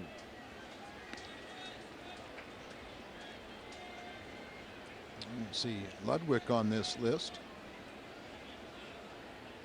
If it goes far enough. And a grounder hit to short. Miguel Tejada with it. There's Ryan Ludwig. And here he comes to the plate.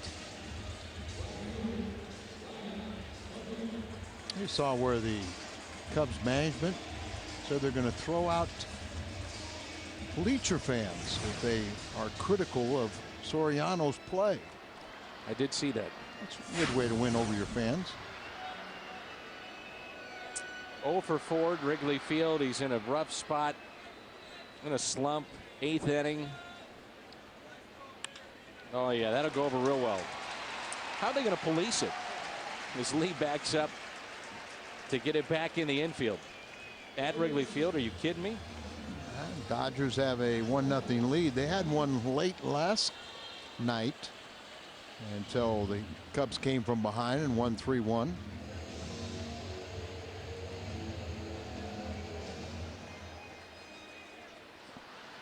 I like Derek Lee's comments about it. He said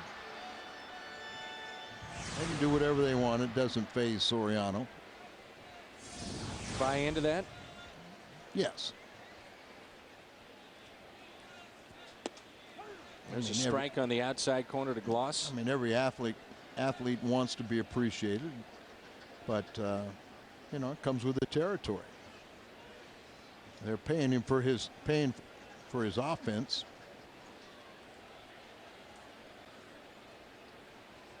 Here's the 0-1 pitch. And a fan is paying to come to the ballpark, and if they want to boo, if they want to cheer, they can do that too. That's right. You can't regulate that. And as long as a fan doesn't come out on the field or throw something at the player, they're entitled to express themselves any way they want. I agree. I think it's ridiculous. I think it'll backfire. I do too. I think you're asking for problems, especially, like I said, late in ball games when things have been flowing. And some of the fans get a little upset. Good luck. This has been a traditional running count. 2 balls and a strike with 1 out. Let's see if Ludwig wants to do some running here with Troy Gloss at the plate. Short lead at first, not going. Hit towards third. Only play for Wigginton to throw on the run over to Berkman.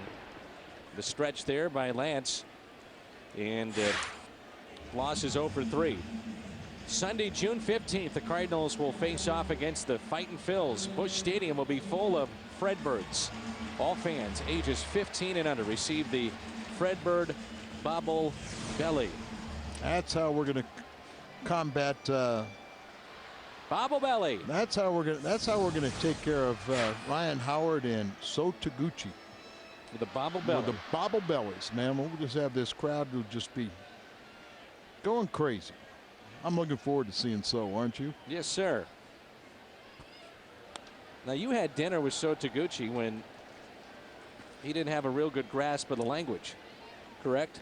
I had his very first year. I had dinner with he and his lovely wife. Well, that must have been an interesting dinner. One-sided, I'm assuming. No. I meant So. Dan, the Hungarian language is the 3rd toughest in the world. Because I know there you are speak... some Chinese dialects that are simpler than speaking Hungarian. You speak English, and we have worked together Thank for you. 10 years. Thank you. It's the first time you've ever acknowledged that. I have struggled understanding you at times. Well, I mean, I'm the only graduate of the Mike Shannon School of Diction. Oh, now you got to bring in the Moon Man here. My favorite part of the pregame show is the first day in of a series. Mike Shannon is live in our booth, and you don't know what he's going to say.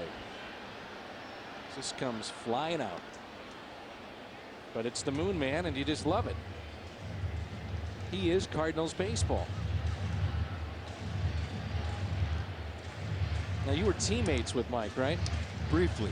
You know, my Right first before he year got was sick? the year that Mike got sick.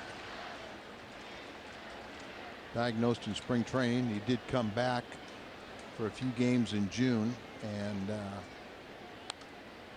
before they had to shut him down, and a year in the front office, and then, you know, all 30+ years in the broadcast booth. And Al, you had a chance to see Mike in his prime, and he still is.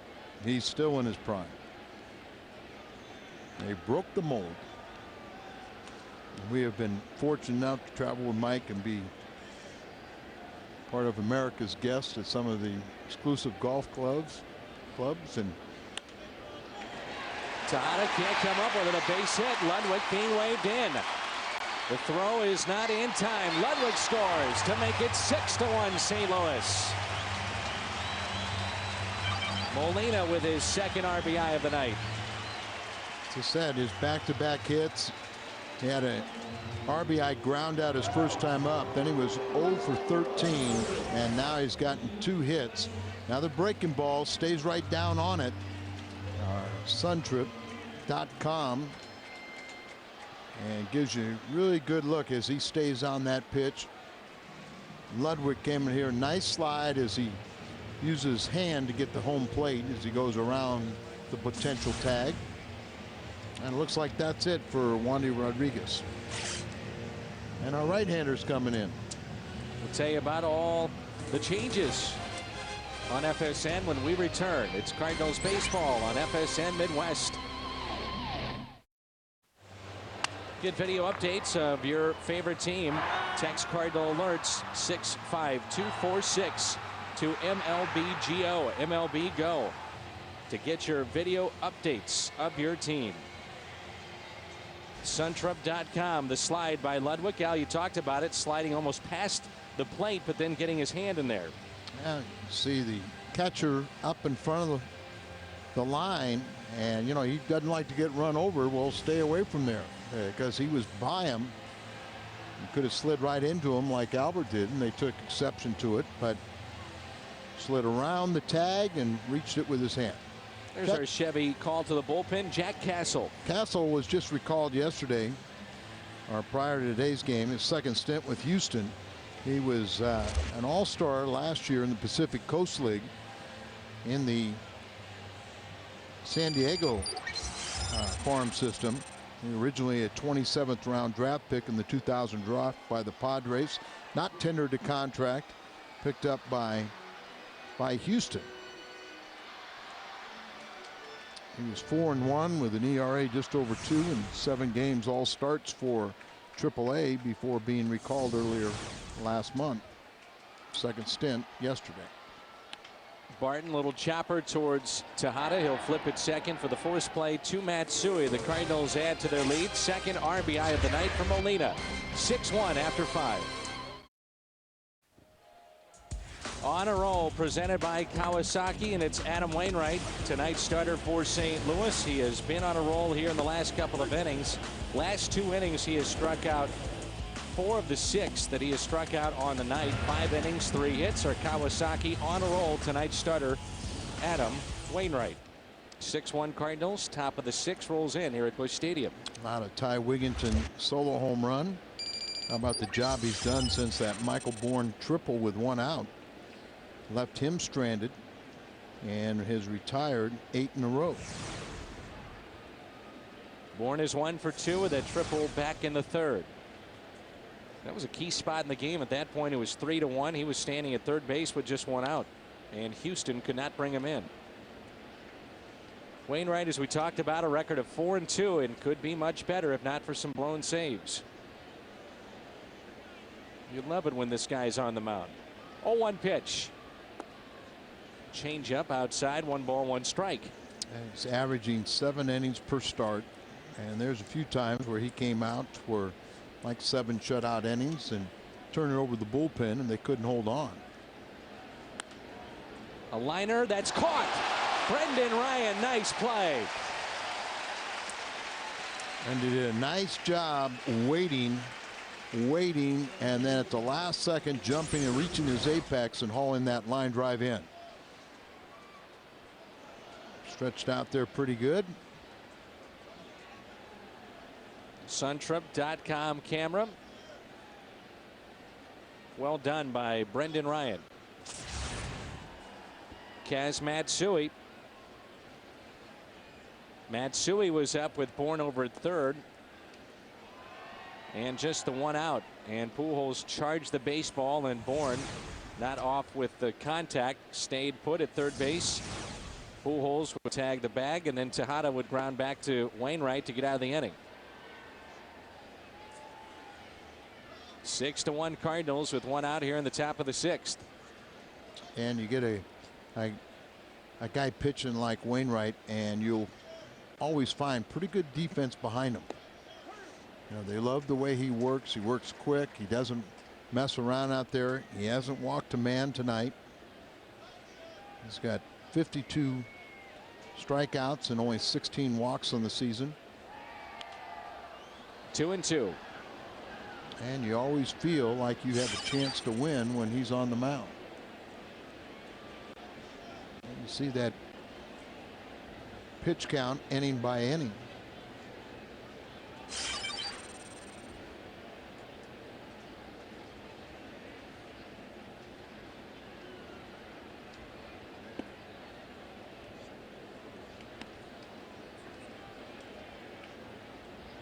My job is to give my team a chance to win. The great Nolan Ryan, who's now the president of the Texas Rangers. Still owns a couple franchise, yeah, minor league leagues. franchises of the Houston Astros. Matsui is out number 2. Visit the official online shop of the Cardinals at stocardinals.com and browse the largest selection of authentic team gear, including clubhouse caps, t-shirts, jerseys, and more. Get your Cardinals gear straight from the source. Shop the stocardinals.com shop today. Remember, we talked about the last time that Tejada and Berkman came up, Carlos Lee, he really tried to change his motion. Not as dramatic there, but you can see it's kind of slow and methodical, and then he just jumps towards the plate and kind of tries to overpower that fastball. See, there's the hesitation that we talked about. I don't remember him doing that with other, no, big time players on other teams. No, but it is something that we've noticed tonight with the middle of their order. Just something to disrupt the timing. 2-0 pitch on the outside corner to strike 2-1. And just saw Tejada right there. You know, he kind of has one of those mechanisms where part of his timing is bringing the bat forward, and he's kind of like caught in between because of the hesitation from Wainwright. 2-1 pitch. Tejada goes down to get it, golfs it out to right center field. That'll stay in the ballpark. And Keel is there midway through 6. 6-1 St. Louis. Cardinal baseball on FSN Midwest is brought to you by Rico. Move your ideas forward with Rico dependability. By your Missouri, Illinois Dodge dealers. And by Jack in the Box. We don't make it until you order it. Al Roboski, Dan McLaughlin with you at 6-1 St. Louis, bottom of the 6th. And Wainwright on the first pitch. Oh, what a play by Wigginton. Spins, throws, and the outs. And even the fans here at Busch Stadium give him a round of applause. Great play by Ty Wigginton. And Dan, that's a trademark of Cardinal Nation.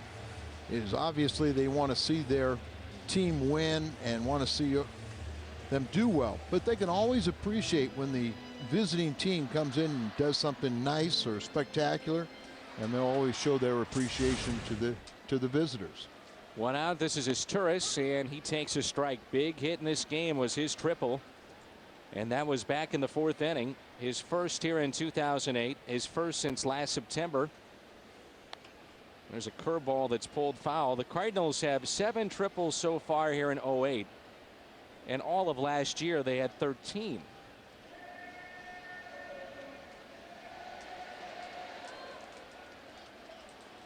Nothing in 2 the count on Cesar Turris. 6-1 St. Louis.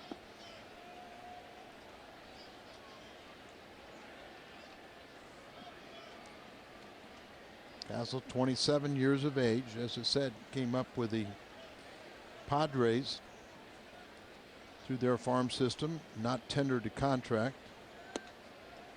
2-2.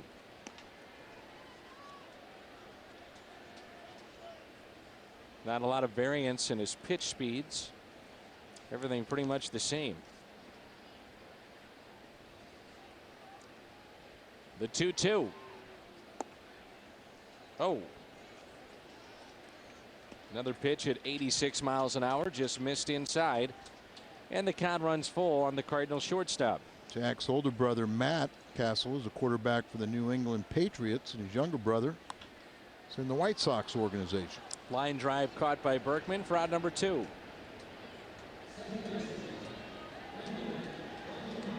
And brings in Brendan Ryan. Live look at Busch Stadium.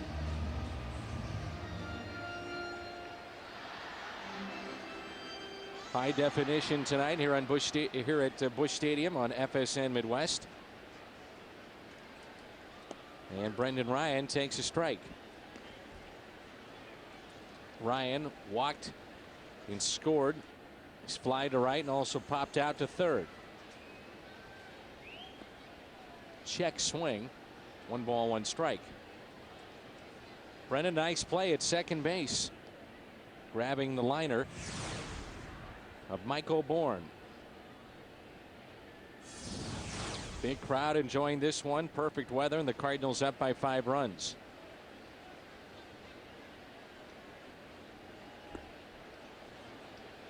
It's strike 2 with 2 outs and nobody on. Tomorrow night we're on the air at 6 o'clock. Game 3 of this series. Kyle Loge 4-2 against Roy Oswalt 4-4. Oswalt a 5.61 ERA, and that's very surprising. Another line drive and a base hit for Ryan. 2 for 4 on the night for the Cardinal leadoff man.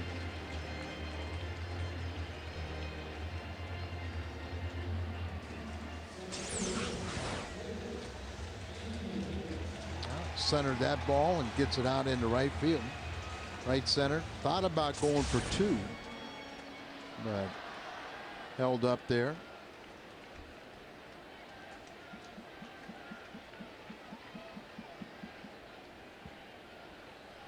And Keel reached on an air back in the first and scored.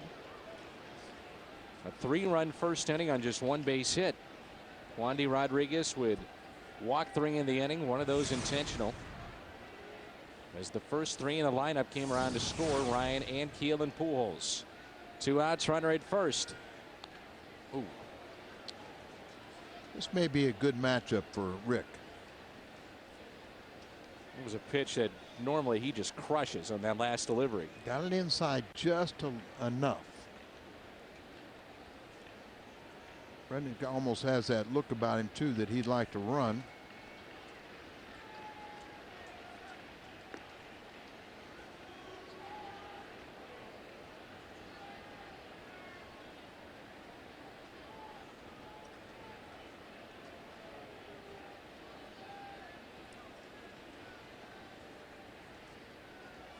Won the count with 2 outs. Another check on Ryan. He was leaning that time. Yeah, and Castle, the pitcher, did a nice job of just varying his time and almost had him leaning out there. Throw a little more accurate and down. He probably picks him off. Leo 1.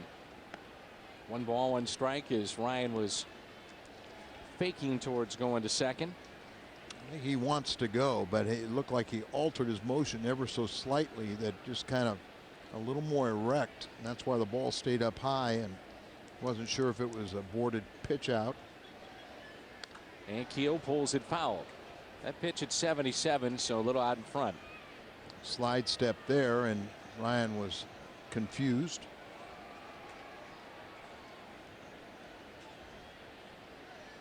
One and 2 the count with 2 outs, and Brendan Ryan the runner at first.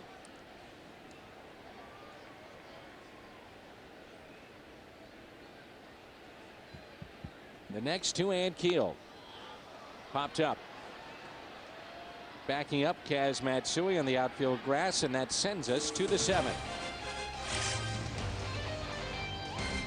6-1 St. Louis. Tomorrow the Cardinals conclude their series against the division rival Houston Astros. Coverage begins at 6. Presented in high definition. We got to get Jim Hayes out there. Jim Hayes has got an interview for us. Cardinals and Astros tomorrow on FSN. I couldn't think of anybody better than. Al, did you take in that outstanding entertainment in between innings? Well, you know how they had that, little entertainment, and some of these very talented fans challenge each other to who has best talent. Here is Lance Berkman.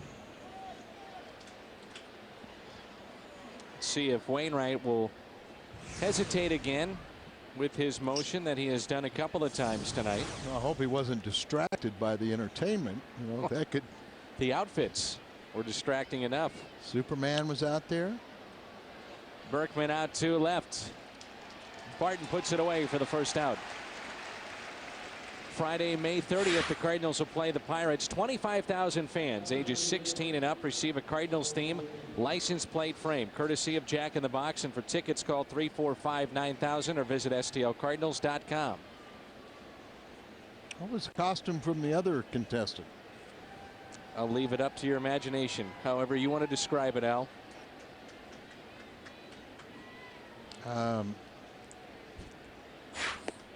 Chippendale wannabe.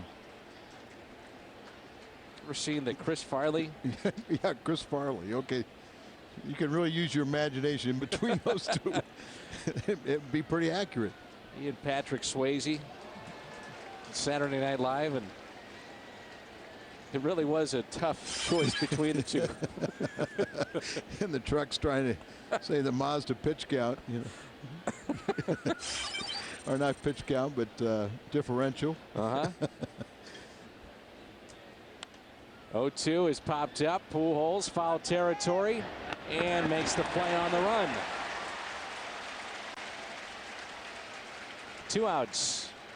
That's Berkman and Lee, 2 dangerous bats, and 2 outs here in the 7th. Remember, Berkman was hitting nearly 500 for the month of May, and he has been contained. Carlos Lee has been contained. Hunter Pence is 0 for 2. He had 5 hits in last night's game. It's grounded out to short. He is struck out. 6-1 Cardinals with 2 outs here in the 7th. A check swing. That was just Wainwright's 80th pitch of the night. 56 strikes, 24 balls. Coming off that very fine start Friday night, Dodger Stadium against LA. Easily that could have been a shutout. Very much so. That was a 2-1 win. He went 7 innings in that game. Ludwig misplayed a ball into a triple, and then Sweeney hit a sacrifice fly for the only scoring. 2-0 pitch. Pence, a swing and a miss. The Cardinals 8-10 in series openers after the loss last night. However, in the previous 9 series, when they've lost that opener, they've salvaged 5 series wins, 2 splits. 2 times it happened to the Astros. They lost the first game and then came back and won the next 2. Getting a tough customer tomorrow that has not been on his game, and that's Oswald. Oh, he has a bad hip, and he's allowed more home runs this year, 1 more than he did all of last season. 3-2 pitch.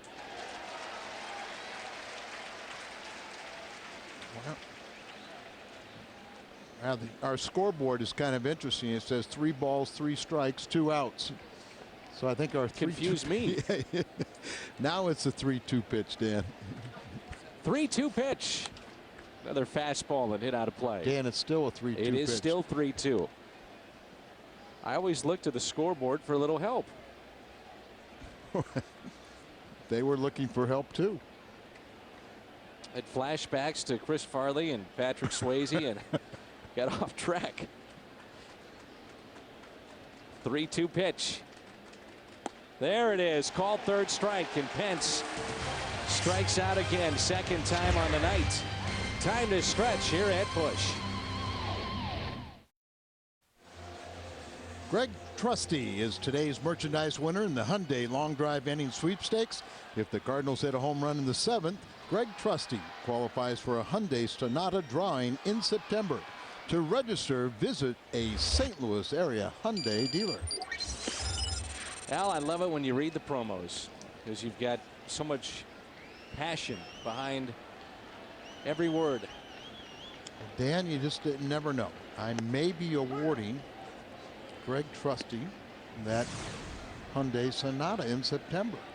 The passion behind every sentence. If Albert can hit a home run this inning, or one other Cardinal. Any Cardinal. Every paragraph. Great passion behind the promos, Al. Well done. 1-2 to Albert Pujols. Pence a long way to go near the line and makes the catch. Just trying to be a spokesman like you, Dan. You bet. Pujols on base twice, but 0 for 2, pair of walks. The new Champions Club is open to rave reviews from Cardinal fans and is fast becoming the most popular spot here at Busch Stadium. Have you checked it out yet? It features an upscale buffet, 2 all-inclusive bars, and over 40 flat-screen TVs, all for one great price. Tickets are on sale now at stlcardinals.com. When are we going back there? We need to set up another one of those. Yeah, we had a lot of fun. A lot of people we met. Had Danny a good Cox time. was with us, and John Mabry. Talking about the fans. Oh, I know that's always fun, Al. Were you smiling the whole time and kissing babies and signing autographs? Shaking hands? All I know is I didn't see any of the game. You were busy. I was busy. Of course, you didn't get there till the 7th. The 2-0 pitch. Ludwig. 2 Pence in right. I had a legitimate reason, but at Old Busch Stadium, I didn't work very often before the 7th. So what's the problem? Here's Troy Gloss, who is 0 for 3. People ask me, how's Al with the fans? I said, you wouldn't believe it how good he is. I always tell fans to make sure if you see Al Hrabosky, get a picture, get an autograph, because he'll stop with a smile on and do it. You love to do that with the fans. Absolutely. I owe everything to them. You know, sometimes current players want to have it a flip switch, and it doesn't work that way. You know, sure, guys at times, you know, are moody. I know you've never seen me that way. Never. But it's an honor and a privilege to wear that that uniform, and sometimes guys are going to want the fans to you know, to acknowledge them, and if they don't do it early, they'll be in trouble. 8th inning rolls in when we come back. It's 6-1. The Emmy award-winning show that combines sports and science returns. This week on Sports Science, we reveal the hidden mysteries of sports like you've never seen before. Sports Science investigates sports myths. Sunday at 9 only on FSN Midwest. 8th inning rolls in. Ty Wigington hit a long home run back in the 2nd. That's been all the scoring tonight for the Astros. 6-1 in favor of the Cardinals, and that pitch a strike from Wainwright. Only 87 pitches on the night. Will he finish this one off? And that's a good question. I was just thinking the same thing. He's due up 3rd for the Cardinals, and I guess a lot of it depends, obviously, what takes place here in this inning. Well, I had a long talk with Tony La Russa today before the game. We were talking about Chris Perez and also Ryan Franklin. You can see that's what they're discussing right now. You know, one thing, if he gets through this 8th inning very efficiently. Mentioned before that, you know, the bullpen has blown several of his leads, and he should have many more, but it's almost one of those deals without, you know, Izzy. Do you really sit there and you know, would you feel better about the bullpen losing the game or having Wainwright have the chance to win it and throw a complete game? 1-2 pitch. 2-2. Cardinals got their 3 runs, you know, in the 1st inning. They've added 3 more, so there is a margin for error there, but Wainwright does have a complete game victory against Houston back on April 26. 4-3 win. That was the Schumacher walk-off hit. Molina's on it. Fires. To Albert Pujols for the first out. This copyrighted telecast is presented by the authority of the St. Louis Cardinals and may not be reproduced or retransmitted in any form, and the accounts and descriptions of this game may not be disseminated without the express written consent of the St. Louis Cardinals.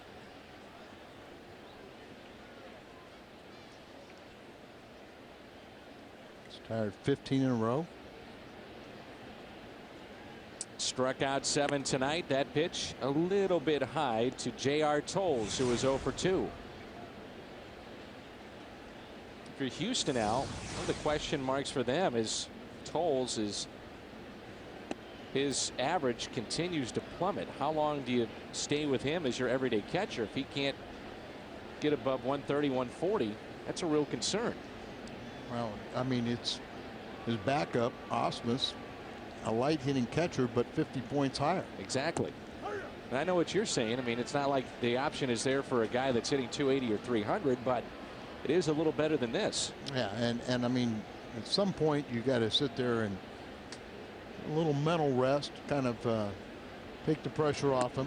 Just sit there and explain, hey, we're going to sit you for a couple days, but you know, Brad is getting up there in age a little bit, so you know, he's not in condition to play 2 or 3 days in a row either. See, Tolles didn't like that last call, but the strike zone has been low all night. The 2-2 pitch. Here it comes. Reaches for it. Izturis to his left. Bobbled it, and Tolles is aboard. E6 on the play. Saturday, May 31st is Go Green Bag Night here at Busch Stadium. 25,000 fans ages 16 and up receive a tote bag, compliments of Coca-Cola and Deerbergs. For ticket information, number to call is 345-9000. You can also visit us online at stlcardinals.com.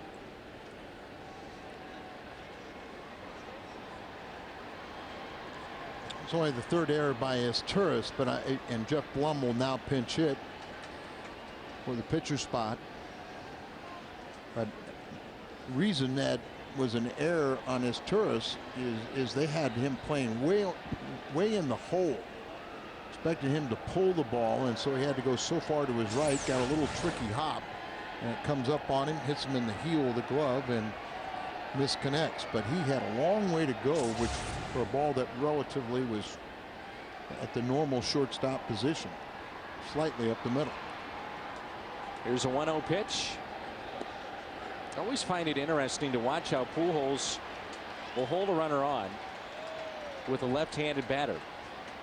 And of course, people always talked about how Keith Hernandez would hold runners on over at first base, but Pujols is actually about 2 steps off the bag, and it allows him to get in better position fielding wise, but that used to not be the case as far as how you'd hold a runner on. Well, yeah, I mean, guys would kind of straddle the bag almost to a degree.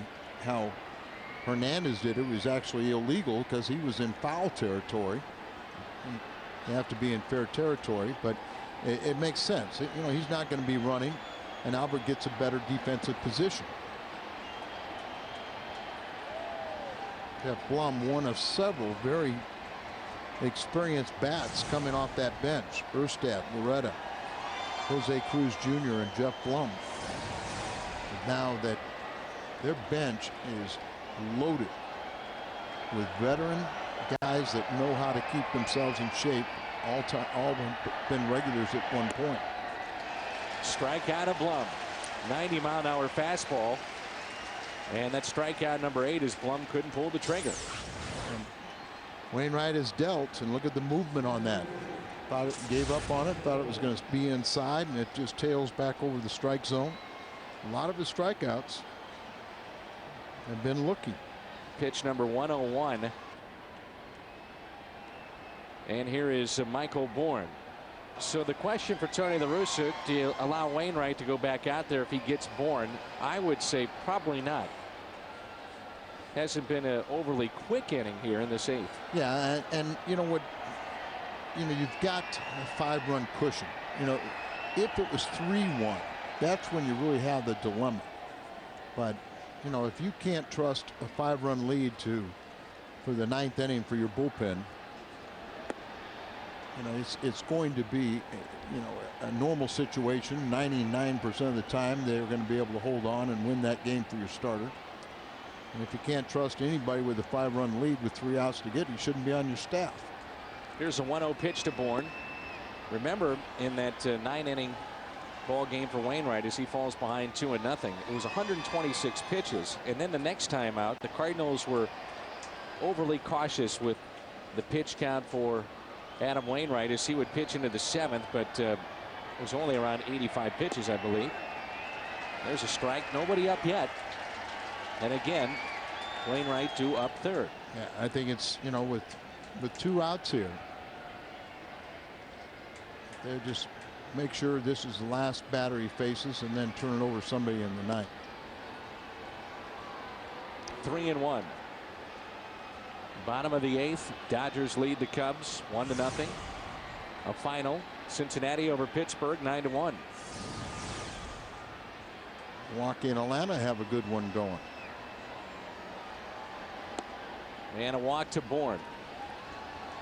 So that is the first walk issued by Wainwright tonight. 2 outs, runners at 1st and 2nd. And now that'll get the bullpen up and getting loose.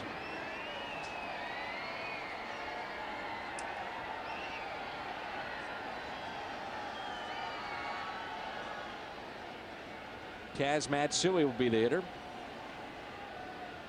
There's Marty Mason, one of the guys that does not get a lot of attention, but as you talked about the other night, Al, he's starting to get a lot of attention in the baseball world. And Bob Schaefer, who Marty pitched for in the Kansas City Royals organization, had recommended to Joe Torre that the Dodgers, before they finally rehired Rick Honeycutt, and he was a carryover from the previous regime, that to consider Marty Mason as a pitching coach for the Dodgers. He's going to be a big league pitching coach before long, with Springer and Flores. Springer threw last night, so did Randy. But you know, those 2 guys are there to finish an inning. And on pinch hitters, if it goes. 0-2 pitch. Matsui, a check swing. Did not go. 1-2. Cardinals have Molina, Barton, and Wainwright's spot coming up. Their half of the 8th. It's all St. Louis tonight. 6-1 here in game 2 of this 3-game series. Wainwright has struck out 8. He has walked 1. And Houston only with 3 hits. The curveball is pulled fair. Race to the bag, and Pujols is there. Another great outing from number 50 tonight.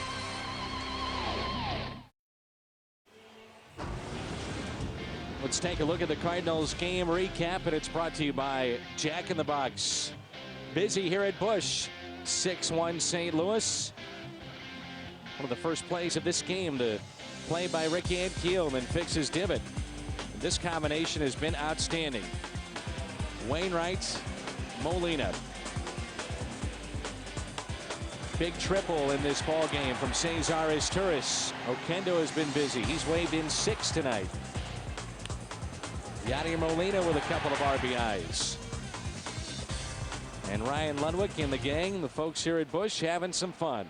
And just an absolutely gorgeous night for baseball here in the middle of America.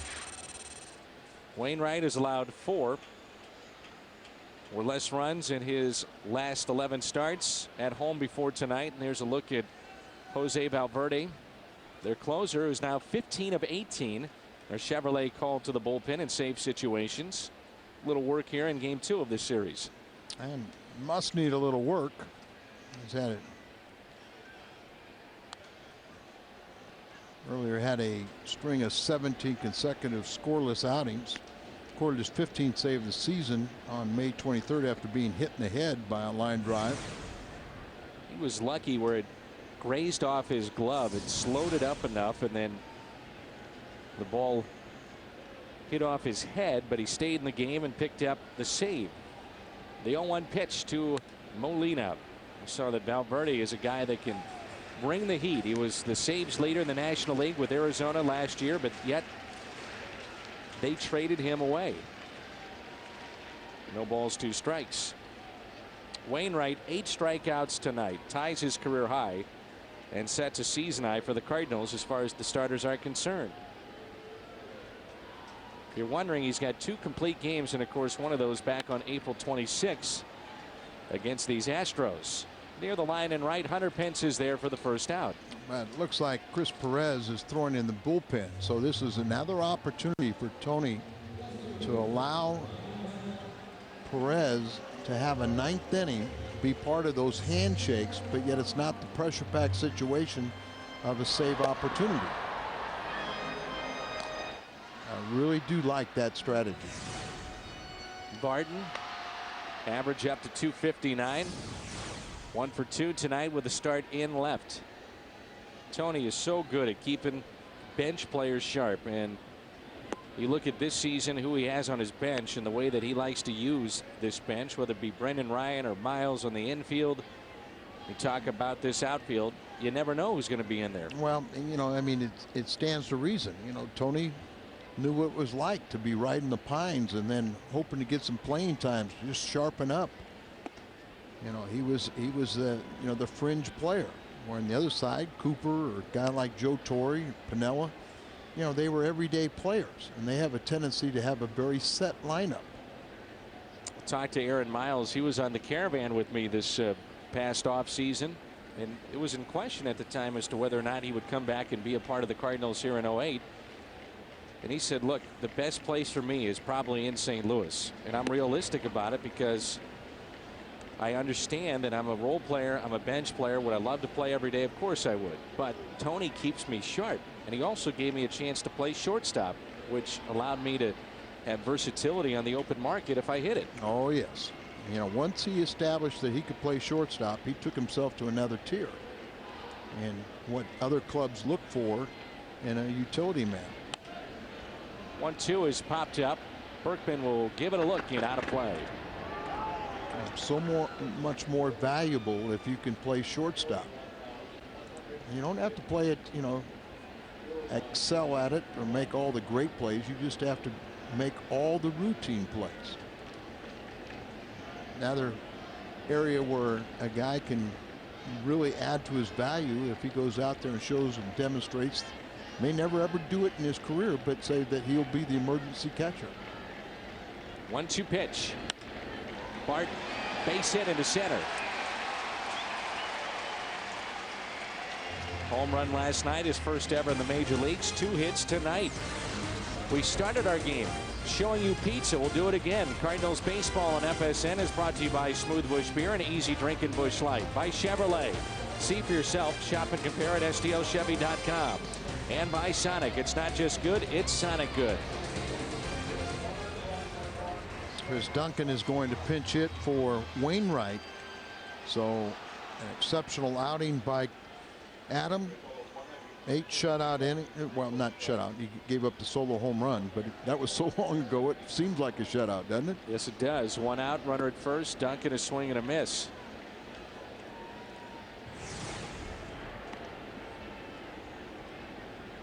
Chris Duncan, 252. 4 home runs, 14 RBIs.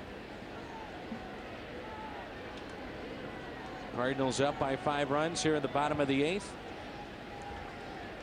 And the 0-1 pitch. Been a struggle for Duncan as Perez continues to throw in the Cardinal bullpen. Fans are excited about what they have seen so far from Chris Perez, and why not? Electric stuff. Yeah, he's been near perfect. Strike 3 on Duncan. There's 2 outs. Let's see where he's guessing, and we talked about it in game 1 last night with Duncan. He wants to pull the trigger, and it may be a case, Al, and you would know better than I, but is he guessing and guessing wrong? Is it just he's still trying to get a feel of it because of injuries? Well, that's hard to guess on that splitter, but I'm sure if you talk to Hal McRae, and we'll make sure we do it tomorrow, we'll say stay aggressive, swing the bat, don't expand the zone, but he's taken too many strikes. Perez coming in. When we come back, it's 6-1 St. Louis. Cardinals lead at 6-1 as we go to the ninth. The Cardinals got this one, don't they? Yep, they do. All right, and don't forget, coming up after the game on the post-game edition of U.S. Cellular Cardinals Live, we'll have Tony La Russa's post-game news conference, all access inside the Cardinals clubhouse for player reaction, and Cardinals swinging on the first pitch. Should they or shouldn't they? Pat Paris, Rick Horton have all that and more. It's coming up. For now, we go back to Dan and Al. Jim right in the thick of things down there in the green seats. All right, Jim, thank you. Was that an audition for my job? I like it. You know, he just saw the fan was right by him. He just brought him right into the conversation. Well, I Why know, not? but I mean, that's smooth right there, Al. He asked if his job was in jeopardy, and now I'm worried about mine. It's right off the mask of Molina, but he pops right back up. No problem. Yeah, just ask him. It's easy for us to say sitting up here. Well, this guy has been electric. Chris Perez, record of 1-0. No ERA in 4 2/3, 1 walk. That's good to see, and 5 strikeouts. Knock on him, base on balls in the minor leagues. Yeah, last year he basically nobody hit him, but he gave away too many free passes. Tejada back to Perez. Over to Albert. And that's out number 1. Good test here for Perez. He gets Tejada, Berkman, and Lee. And that's what you want to see. I mean, this was a perfect time for Tony to bring him in. And you can't emphasize enough, you know, gradually bring him in, but to have the opportunity to have him face the 9th inning, not under the pressure of a save situation, but it's important to be on the mound to get those handshakes at the end of the game and contribute to a victory. Partner, I watch you when a pitcher has a comebacker and he lobs it over to first. You cringe. Yeah, I don't like that. I don't like when they run it over there, and I don't like what Perez just did, you know, kind of nonchalant and, you know, kind of aiming the ball, and he almost threw that one away. Just take that normal little crow hop and get yourself in line. 2 balls, no strikes. You don't have to throw it 200 miles an hour, just throw it a nice firm chest high, and the ball will be delivered there. He has not been in awe over being in the major leagues, has he? No, and that's something I had him on the Caravan, and I really enjoyed being around him. Lives in Bradenton, Florida, went to University of Miami, and he was, you know, really was made the suggestion to his college coach Jim Morris, I think they were in his junior year, sophomore year, to leave the rotation and go into the 9th inning. 3-1. It's a pretty open relationship for a guy in college to be able to go to his coach and say that, because many times in college baseball those roles are defined and it stops with that head coach. Oh, and you don't know the circumstances, whether they had a problem or maybe their closer got hurt. Yeah. But I've known Jim Morris. I knew when he was at the Georgia Tech, and obviously very successful to be under the head coach at Miami. And so whatever the reason was, they came on the same page, and it's worked out for both of them. Fastball. Here it comes to one of the best in Berkman. Hit fouled out of play. The Brewers hold on. They beat the Braves 1-0. Jeff Suppan, 8 innings, 4 hits, strikes out 7, improves to 3-4. Ricky Weeks a triple. Who closed it out? Torres. Oh, Solomon. Solomon Torres. Now that they got our buddy up there, Tavares. Inside fastball. Got away. Ryan from the grass throws to first. Made that play close. Base hit. Budweiser, great player of the game. And who else but tonight's starter, Budweiser, the great American lager. As we take a look at the night for Mr. Adam Wainwright. He was outstanding tonight as he goes 8 innings, only allows a solo home run to Wigginton. Struck out 8, didn't walk a man until his final inning, and he was dealing. He had pitches, you know, on both sides of the plate. Only the one pitch to Wigginton was probably the lone mistake he made all night. They're in the bottom of the ninth. The Dodgers trying to hold on, and this could do it. 5, 4, 3, double play, and the Cardinals win it. 6-1. Coming up, post-game show.